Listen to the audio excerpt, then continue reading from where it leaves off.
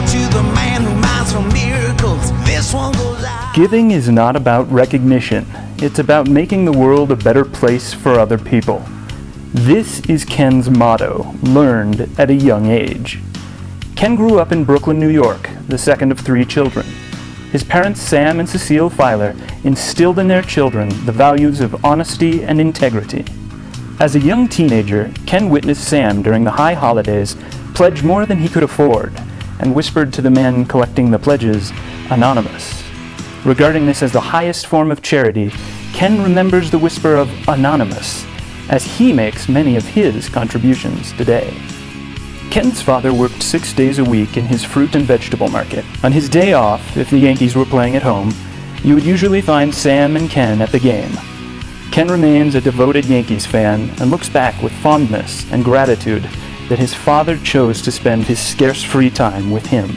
Reliving those experiences and carrying on the tradition, 2 years ago, Ken had the opportunity to take his father and his son Jake to a World Series game at Yankee Stadium. Ken attended the same high school in Brooklyn that was the setting for Welcome Back, Kotter, followed by a BA from the New York State University of Buffalo and a master's in hospital administration from George Washington University.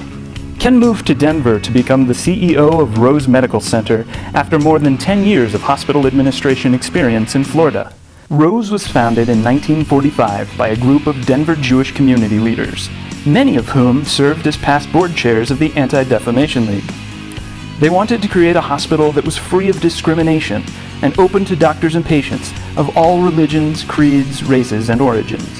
When Ken came on board in 1997, Rose was in a state of turmoil.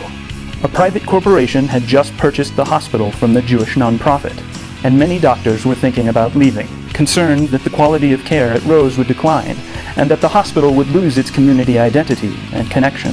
Rose doctors Alan Feiner and Michael Charney describe how Ken quickly became Rose Medical Center's Abraham Lincoln, bringing everyone together and persuading the doctors to stay with the Rose family, resulting in Rose remaining vital to both the Jewish and broader community.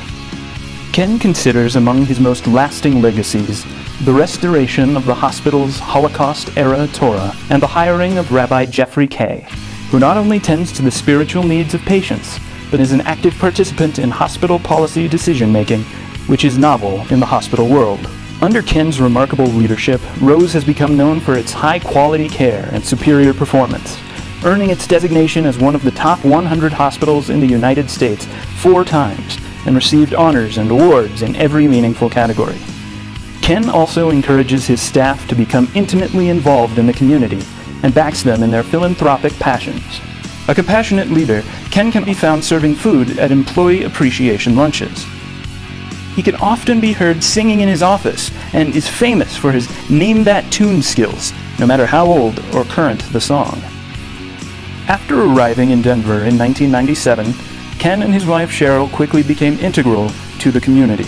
Ken served on the Rose Community Foundation's Jewish Life Committee for 6 years and joined many community boards, including the Bridge Project at the University of Denver, which provides higher education opportunities for children living in Denver's public housing neighborhoods. The Denver Jewish Day School, where Ken and Cheryl enrolled their children upon arrival in Denver, continues to be close to their hearts. Cheryl became involved in the PTO and later became board chair. Ken has served on the Board of Trustees of Shalom Cares, formerly Shalom Park, for many years. For Ken, Shalom Cares represents our community and what we stand for. Honor thy mother and thy father. Referring to Ken's contributions on the board of Young Americans Center for Financial Education, Richard Martinez Jr., the bank's CEO, says Ken represents a very strategic visionary. ADL's Gay and Barry Curtis Lusher were among the first people to welcome Ken and his family to Denver. Norm Gray was the first person to take Ken to an ADL meeting. Ken has served as a valued and highly effective counselor to the ADL. He has assisted ADL in substantive programming, as well as helping to obtain the financial resources and budget planning to bring them to fruition. Ken has taken time out of his schedule to attend with our young leaders the National Leadership Conference in Washington, D.C. He was a congressional liaison for ADL for many years, giving his time to lobby for civil rights issues. Having conquered biking Loveland Pass, the Colorado MS 150 bike tour, the Triple Bypass, biking through Tuscany, Ken met his match during an Allied Jewish Federation bike trip through the Negev with his friend, Scott Primack. The ride was so brutal that Ken and Scott called in the Israeli military, actually one friend, to rescue them, and they spent the rest of the trip relaxing in Haifa. Ken also enjoys running, skiing with his family, and photography. Despite his highly demanding schedule, Ken makes family time a priority. Few people are capable of achieving the balance Ken has achieved, while remaining a pillar of the community. Ken says that working with such important organizations and important community leaders challenges him to be a better person. Although Ken may value the way that his father gave money to the synagogue anonymously, we are glad to recognize him publicly as this year's recipient of the Anti-Defamation League's Distinguished Community Service Award.